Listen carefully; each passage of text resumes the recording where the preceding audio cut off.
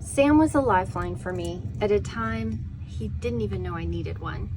We were strangers, but the kid whisperer in him came to my rescue every Sunday. My daughter and I were visiting Rev Church, where Sam was in charge of Kid Check. And each Sunday, when Allison refused to disconnect from my body, Sam always got her into her class. Even on days she was fussy and didn't want to go, I only had to ask, which lovey do you want to show Sam at church today? And she lit up with excitement.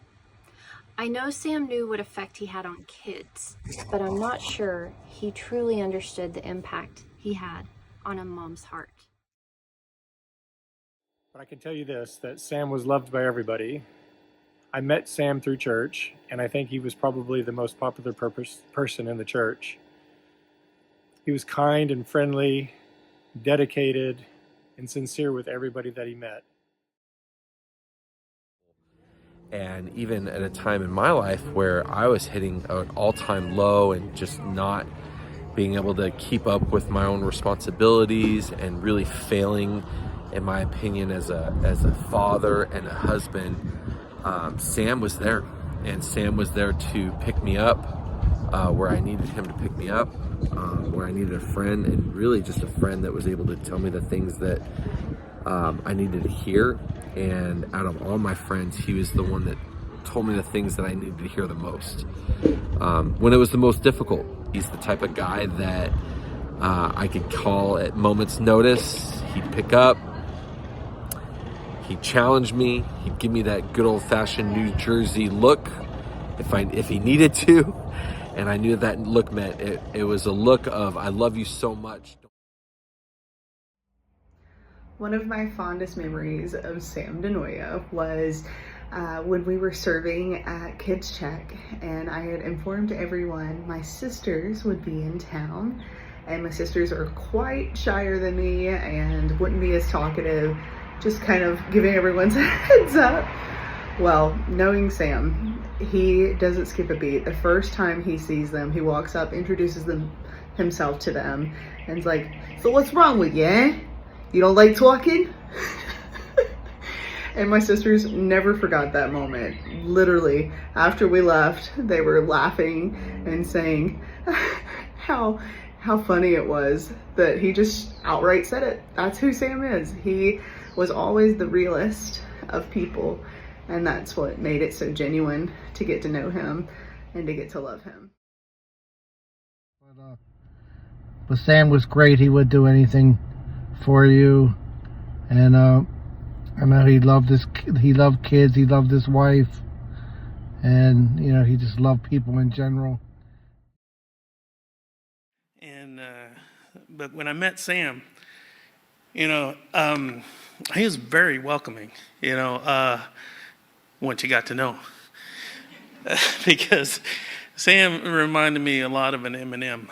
He had a hard shell on the outside, but he was pretty soft in the inside.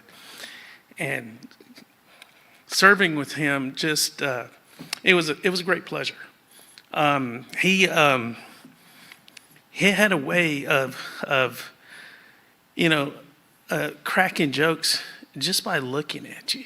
He speaks with his eyes, and he's got a little grin. So I'm like, I could almost know exactly what he's telling me without him saying a word, just, the look. I feel very special to have known Sam. Growing up Hispanic and watching all the gangster movies, I always wanted to be connected, to one of the wise guys.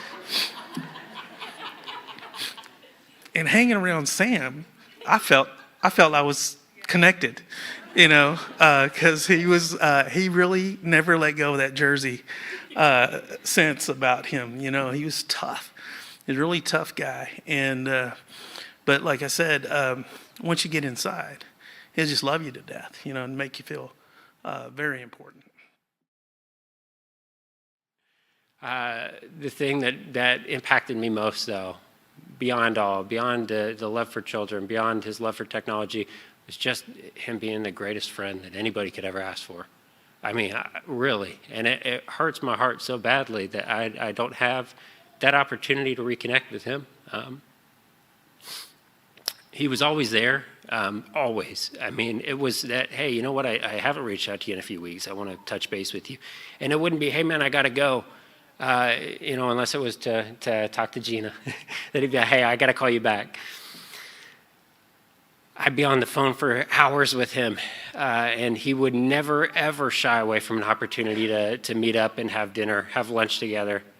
I'm very blessed in the line of work where I can step away and be gone for hours at a time. And some of my favorite times that I've had over the past few years are the lunches and conversations that I've had with Sam. And man, he gives good advice, and he's always an open ear. He's always there to listen and be there for you. And Sam, I really thank you for all the times that you were there for me. Sam was a man of strength and wit, loyal to the core. He was a kind of friend for me who didn't just say he cared, he showed it. Isn't it interesting that we're all saying the same things? And I've never met these men before. Whether it was checking in, making space for conversation, or just showing up when it mattered, Sam had a way of letting you know he was in your corner. So, when I say he's a confusing individual, well, he was a gangster from Jersey. He was a cowboy with his bandanas and boots. He was a ninja that was soft-spoken. Yet, as a smaller man, he was a giant in everyone's life he ever had an experience with.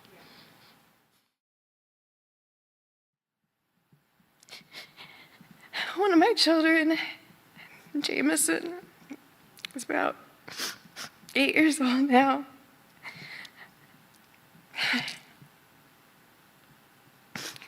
He has special needs, and